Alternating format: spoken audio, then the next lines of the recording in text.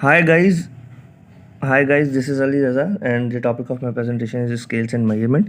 इसके अंदर हम जो बात इस प्रेजेंटेशन के हम concepts of scales and measurement focusing on the types applications और सिग्निफिकेंस इन एजुकेशन की बात करेंगे। अच्छा, स्केल बेसिकली है क्या? Scale is defined as the device use to measure और क्वान्टिफाई एनी इवेंट। ठीक है, रिसर्च में हम डिफरेंट वेरिएबल्स को मेजर करते हैं। उनको मेजर करने के लिए जो है हम लोग इसको स्केल को इन स्केल्स का इस्तेमाल करते हैं और इन स्केल्स के हमारे पास 4 टाइप। फर्स्ट वन जो हमारे पास टाइप है वो हमारे पास नॉमिनल स्केल है। इसमें हम डाटा को डिफरेंट कैटेगरीज में ग्रुप कर देते हैं और हर कैटेगरी में जो डाटा होता है उसे हम आइडेंटिफाई करने के लिए टैग्स यूज़ करते हैं। अच्छा, ये एज एन आइडेंटिफायर यूज़ होते हैं। ठीक है, अगर सपोज करें हमारे पास 2 रिस्पोंडेंट ऑफ कैटेगरीज हैं तो हम मेल को आइडेंटिफाई करने के लिए 1 और फीमेल को आइडेंटिफाई करने के लिए 2 दे देते हैं।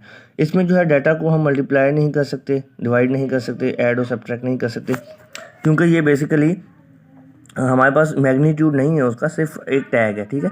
अच्छा, इसमें जो प्रॉब्लम आती है वो ये आती है कि इसमें हम ऑर्डर या रैंक नहीं कर सकते डाटा को, और इसमें ऑर्डर मिसिंग होता है। तो इस ऑर्डर मिसिंग की जो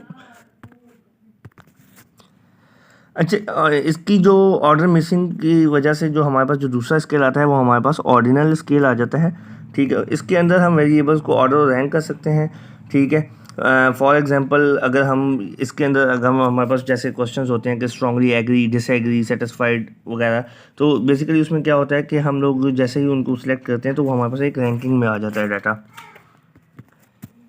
अच्छा, इस ऑर्डिनल स्केल के अंदर भी हमारे पास जो इशू है वो इंटरवल का आ जाता है कि हमें ये नहीं तो पता होता है कि अगर हमने एक दो वेरिएबल्स के दरमियान जो ऑर्डर है उस ऑर्डर के दरमियान इंटरवल कितना है। तो उसके लिए हमारे पास जो थर्ड स्केल है वो है इंटरवल स्केल। तो interval scale different data points के दरमियान इंटरवल को आइडेंटिफाई कर सकते हैं इंटरवल स्केल के थ्रू। ठीक है, इसकी जो बेस्ट एग्जांपल है वो हमारे पास थर्मामीटर है। जैसे हम लोग अक्सर जो है उसमें देख रहे होते हैं कि अच्छा, इसमें ना हमेशा इक्वल इंटरवल होना चाहिए। अगर 5 से 10 है तो 10 से 15 जाएगा, 15 से 20, मतलब उसका जो इंटरवल होगा वो हमेशा सेम रहेगा। ठीक है, इसके अलावा इसमें जो है एब्सोल्यूट ज़ीरो जो है वो एग्जिस्ट नहीं करता। इसमें हमारे पास नेगेटिव वैल्यूज़ भी होती हैं इंटरवल स्केल के अंदर।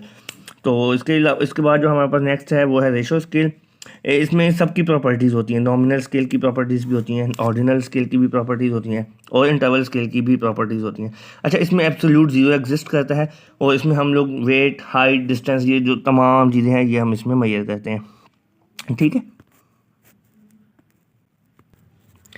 नेक्स्ट जो हमारे पास स्लाइड है वो इंपॉर्टेंस ऑफ मेजरमेंट है। इसके अंदर हम 4 चीज़ों को देखते हैं: assessment of learning, standardization, data driven decisions और गोल सेटिंग्स को।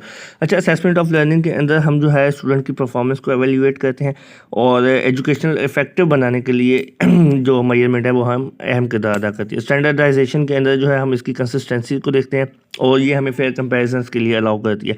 डाटा ड्रिवन डिसीजंस का मतलब यही है कि जो भी हमारे पास डाटा आता है वो डाटा जो जो हमारे पास आता है वो हमें हेल्प करता है कि हम उससे फिर डिसीजन मेकिंग कर सकें। एजुकेशनल पॉलिसीज़ और करिकुलम डेवलपमेंट में ये हेल्पफुल रहता है। अच्छा, गोल सेटिंग के अंदर जो है ये बेंचमार्क्स इस्टेब्लिश करने में हम मेजरमेंट जो है वो हमें इम्पॉर्टेंट रोल प्ले कर। इसके बाद हमारे पास मेजरमेंट टेक्निक्स आ जाती हैं। मेजरमेंट टेक्निक्स के अंदर हमारे पास सर्वेज एंड क्वेश्चनेयर्स हैं और उसके अलावा परफॉर्मेंस बेस्ड असेसमेंट्स हैं, observational methods and standardized test हैं। ये बेसिकली वो 4 टेक्निक्स बताई गई हैं जिनके थ्रू हम मेजरमेंट को परफॉर्म करते हैं। Reliability and validity in educational measurement. Reliability is all about consistency, के आपके जो रिजल्ट्स आ रहे हैं वो कितने कंसिस्टेंट हैं। रिलायबिलिटी की भी फर्दर आगे 4 टाइप्स हैं, उनको हम यहाँ डिस्कस नहीं करेंगे। और इसके बाद वैलिडिटी आ जाती है जो कि हमें बताती है कि हमारा जो डाटा है, जो हम टेस्ट मेजरमेंट ले रहे हैं वो कितना एक्यूरेट है। अच्छा, वैलिडिटी के अंदर भी हमारे पास जो टाइप्स हैं वो कंटेंट वैलिडिटी है, क्राइटेरियन रिलेटेड वैलिडिटी है एंड कंस्ट्रक्ट वैलिडिटी है, जो कि एजुकेशनल मेजरमेंट के अंदर डिफरेंट पर्पसेस के लिए इस्तेमाल होता है। और हम लोग कोशिश करते हैं कि जो हम लोग मेजरमेंट ले रहे हैं वो रिलायबल भी हो, वैलिड भी हो, ट्रस्टवर्दी भी होनी चाहिए। चैलेंजेस आ जाते हैं मेजरमेंट के अंदर। जो हमारे पास डिफरेंट चैलेंजेस हैं वो हैं bias and fairness, technological advancements, test anxiety, dynamic educational context. Biasness का हम ख्याल रखते हैं कि सबको इक्वली अपॉर्चुनिटीज़ मिलें और कल्चरल और सोशल इकोनॉमिक जो फैक्टर्स हैं वो हम पे इफेक्ट ना हो, और फेयरनेस के साथ मेजरमेंट होनी चाहिए। टेस्ट एंजाइटी अक्सर स्टूडेंट्स में देखा जाता है कि स्टूडेंट्स को एंजाइटी होती है एग्ज़ाम्स के दौरान। ये भी जो है ये मेजरमेंट के अंदर जो मेजरमेंट को इफेक्ट करते हैं। और इसके अलावा टेक्नोलॉजिकल एडवांसमेंट्स हैं, जैसे जैसे इनोवेशंस आते हैं वो जो है वो हमारी जो है मेजरमेंट पे इफेक्ट करती हैं। और डायनामिक एजुकेशनल कॉन्टेक्स्ट की अगर बात करूं तो डिफरेंट जो लर्निंग स्टाइल्स हैं वो कंटिन्यू करते हैं, एजुकेटर्स को चैलेंज करते हैं।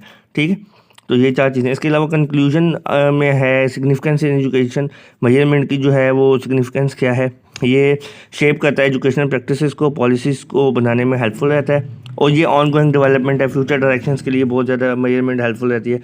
और इसके अलावा कोलैबोरेटर एंड डिस्कशन एजुकेटर्स को इंगेज करती है, पॉलिसी मेकर्स को, रिसर्चर्स को। Thank you so much.